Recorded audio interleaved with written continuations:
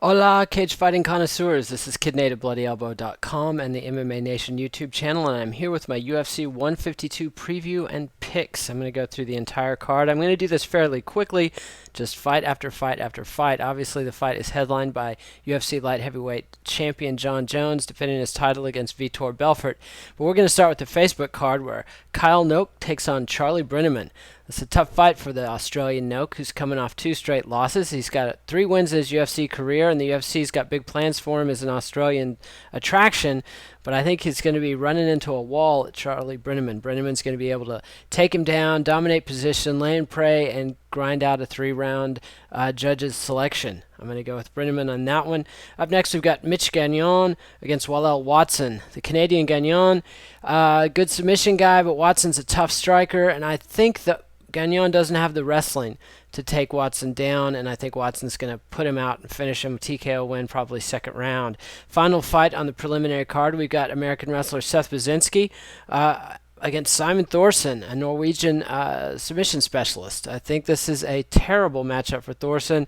This is a welterweight fight. I think Baczynski's going to take him down, grind him out, probably maybe even get a TKO stoppage, but definitely get the decision. I don't think Thorson has the submission skills to tap Baczynski. I would much rather have seen Baczynski versus Brenneman and Thorson versus Noke. I think that would have been a much more fun set of matchups with uneven stylistic attributes on the one hand with the Noke-Thorson match, and let the American wrestlers take each other on, let them neutralize each other, and turn it into some stand and bang fights instead of lay and pray, because they wouldn't be able to do it. I like wrestler versus wrestler. One wrestler can often be a boring fight. 2 wrestlers, rarely a boring fight.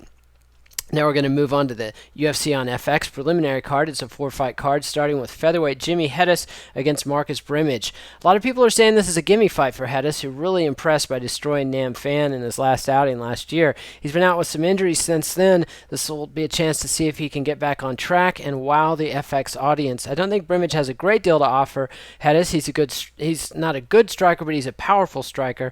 And Hedis is just an impressive return to the old school takedown and get a submission style of fighting. He was able to impose his will on Nam Phan. I think he'll be able to do the same thing to Brimage. I think he'll get a submission stoppage in the second round. And up next, we've got welterweight Sean Pearson against Lance Benoist. Benavidez, I believe is how he says his name. The correct pronunciation, Jordan Breen tells me, would be Benoit, but Benavidez is more after a man after my own heart, says his name the American way. Anyway, Pearson's 36 years old. He's a well-rounded fighter. He likes to stand and bang when he gets in the octagon. I think that's going to be a fatal mistake against Benavidez, and Benavidez is going to take him down and dominate en route to a decision.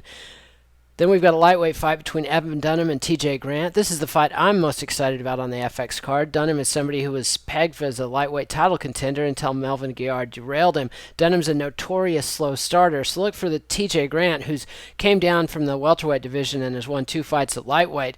Very unheralded fighter, but a very good wrestler, grappler. He's got decent striking, not as good as Dunham in that category, but I think his wrestling's better. I think Dunham's used to having range and size on his opponents, but TJ Grant's coming from welterweight and is going to have significant muscle mass advantage on Dunham. So I think Grant's going to give him a tough challenge. On Sherdog Radio yesterday, they had me down for Grant, but I'm going to go with Dunham, and that's my final call. Evan Dunham, 3rd round TKO in what could be a brutal war. The final fight on the FX card is a light heavyweight tilt between Igor Pokrajak. I never can say it. Pokrajak is how I would say his name, but I believe it's Igor Pokrajak against Vinny Mahagliz. Mahagliz is a world-class submission fighter. I mean, this is not your Brazilian black belt. This is a world champion. However, I don't think he's got the takedown skills to put Igor on his back, and Igor is tough as nails, and I think Igor is going to punch Vinny out in the first round. That's pretty much the story of Vinny's life when he's not taking on an overwhelmed, underskilled opponent. Now on to the main card. The main card opens with featherweights Charles Oliveira and Cub Swanson facing off in a fight that has title implications as both men are on hot streaks. Cub Swanson's coming off of impressive back-to-back wins, demolitions really, of Ross Pearson and George Roop, both feared competitors in the featherweight division, and Swanson made him look weak as he battered them into unconsciousness.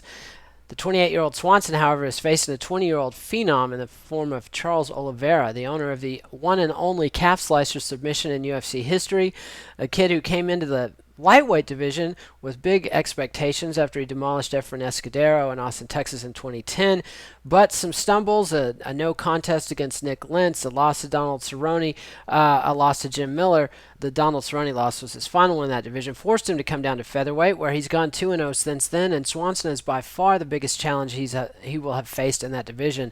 I like Oliveira here. I think he's too well-rounded. Swanson's a tough striker. He's shown a vulnerability to submissions on the ground, and I think Oliveira is going to feast on that. Up next, we've got a light heavyweight fight between Matt Hamill and Roger Hollett, in a fight I honestly don't think is pay-per-view caliber. Hamill's coming out of retirement. He retired in 2011 after a loss to Rampage Jackson. The popular Ultimate Fighter veteran and deaf movie subject. Hamill's been deaf since childhood or birth. Can't remember which. Sorry. Anyway, there's a biopic about Hamill. He's a reality show star, incredibly good wrestler and powerful striker, and I think he's just going to be too much for Hollett, the Bellator veteran who was cut from Bellator after some medicals showed some signs of heart ailments. They cut him. He signed with the UFC. Bellator wanted him back. The UFC signed up Vladimir Matyushenko to take his place. Matyushenko got hurt. Hollett's back in the fight, working out his legal issues with Bellator happily. And unfortunately, Matt Hamill's going to end the happiness when he just beats the crap out of him. I think Hamill's too big, too strong. The X factor here is Hamill's time off and his age, and I think he's 36. Could it have just suddenly slowed him down? That sort of thing can happen at that age, especially after a layoff. Evan Tanner's the fighter I'm thinking of here. Hopefully Hamill's taking better care of himself than the notoriously dissolute Tanner. Anyway, I'm picking Hamill.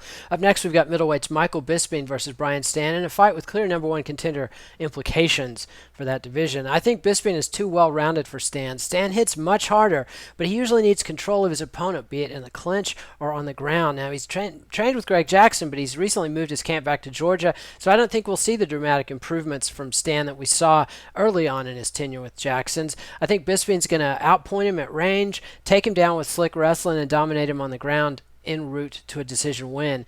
I don't think that's going to get Bisping an immediate title shot. In fact, I expect him to face Chris Weidman sometime in the future should Weidman win his next fight. Then we've got the flyweight. First ever UFC flyweight title is on the line as Joseph Benavidez takes on Demetrius Mighty Mouse Johnson. I like Benavidez here. I think Demetrius is very fast, very skilled. I don't think Benavidez is going to be able to finish him, although he has the power, he has the submission skills, it's a possibility. But I think he's just going to grind Johnson down and take the decision. I don't think he's going to be able to finish Johnson, but it's a 5-round fight. Anything can happen. My pick is Benavidez to be the first champion.